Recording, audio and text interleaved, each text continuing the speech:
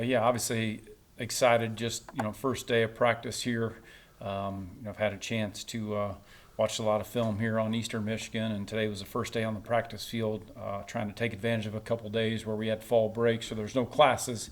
So guys trying to take advantage of getting a little bit of extra film work in. It was a great first day on the practice field, but it's a great challenge. Eastern Michigan is 4-2, 1-1 in the conference.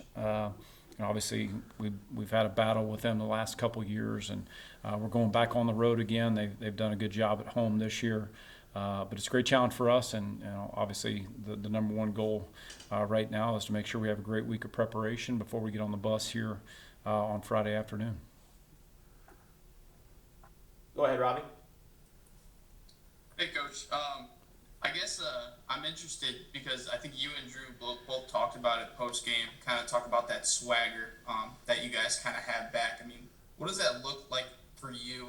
I mean, how would you define kind of when you guys got your swagger back, or what that kind of looks like in the locker room and on the practice field? Yeah, obviously when you win, in two in a row now, and trying to stack some wins there, just like you try to stack practices and making sure you have good practice. And if you have a good practice one day, that builds your confidence and you carry that into the next day. And I think it's just two wins now, obviously, it's helped from a confidence standpoint, and you can kind of tie those two in together a little bit, having confidence and having some swagger. And I think, just guys believing, that obviously, we've been able to have good weeks of practice, and that certainly made a big difference. Our scouts have done a great job in practice of being bought in what we ask them to do. But I think it's just a matter of when you win like that, and you have two in a row, that certainly helps from a confidence standpoint.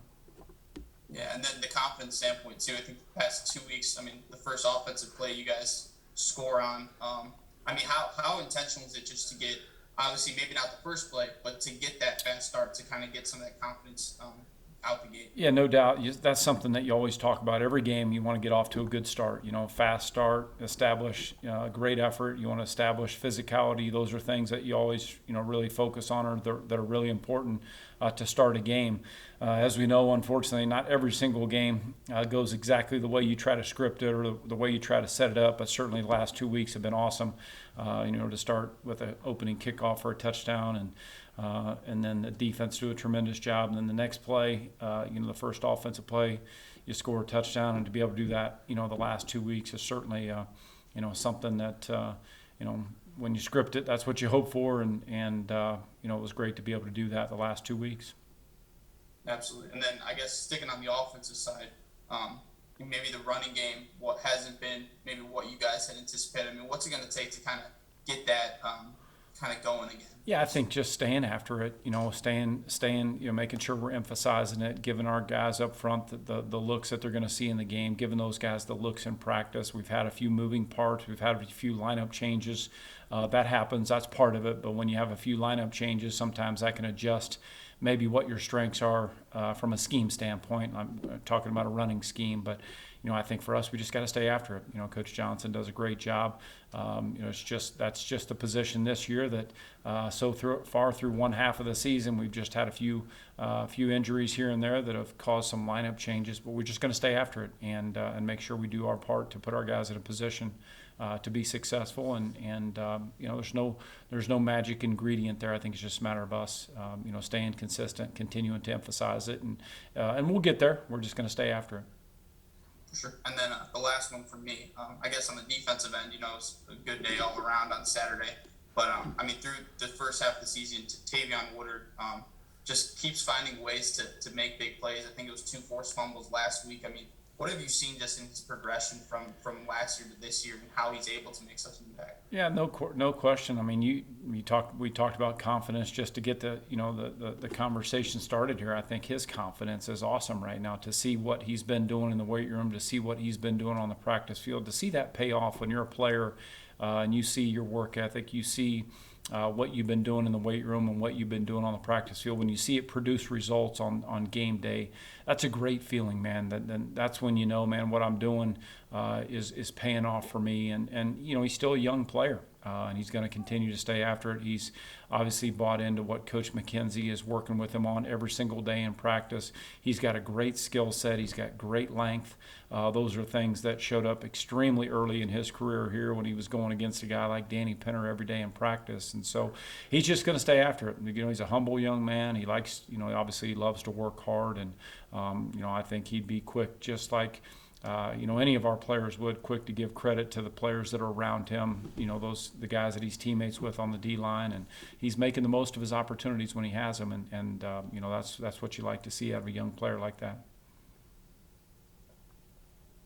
I want to go back to the first play thing, Mike, because Cody and I were just talking about like historical significance of like frequency that happens. How many times in your career can you think of where a first play is hit, let alone in back-to-back weeks? That's tough. You're putting me on the spot. There are not many. I mean, obviously, you shared the radio broadcast with me the other day when Coach Spizak didn't believe that we could do that again. So obviously, we took that personal. But for us, you always hope to have a good start. I told, every night before the game we do a relaxation and visualization exercise in the hotel. It's about a 20, 25 minute, that was something that started by Dr. Carr. And we still do it. And the two plays that I visualized that night before were that opening play for a touchdown, and then later in the game when Justin all had the switch release and Justin had a touchdown. So I got to pick the right plays to visualize the night before the game. But anyway, it's awesome to see. Obviously, when you start the game like that, it does a lot for your team as far as momentum, energy on the sideline, juice. But obviously now it's a challenge. Now you got to figure out a play. All right, what's that play going to be this week? But obviously, most importantly is just getting off to a good start and making sure we execute. Obviously, like you guys are scripting the first 10, 15 plays every game. You expect them to work. That's why you script them. I don't know if necessarily you're thinking like, all right, that one's going to go for a touchdown.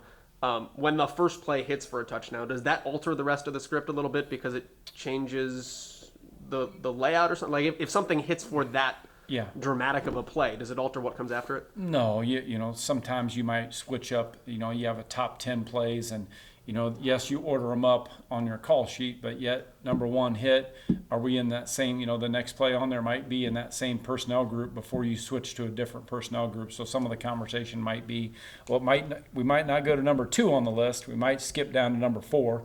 But those things happen, from game to game, from week to week. But, obviously the other week we just stayed on script because play 2 was the one that we had to Jay Sean on the corner route there, and that was play 2.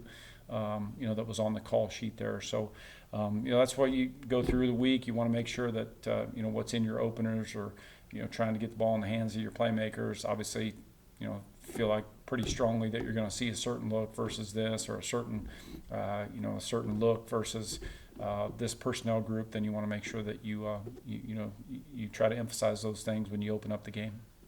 Just on Eastern, obviously they were one of the teams in the league that brought their quarterback back from last season, and he's played a little bit, but they've got a different guy in there who's done some really good things.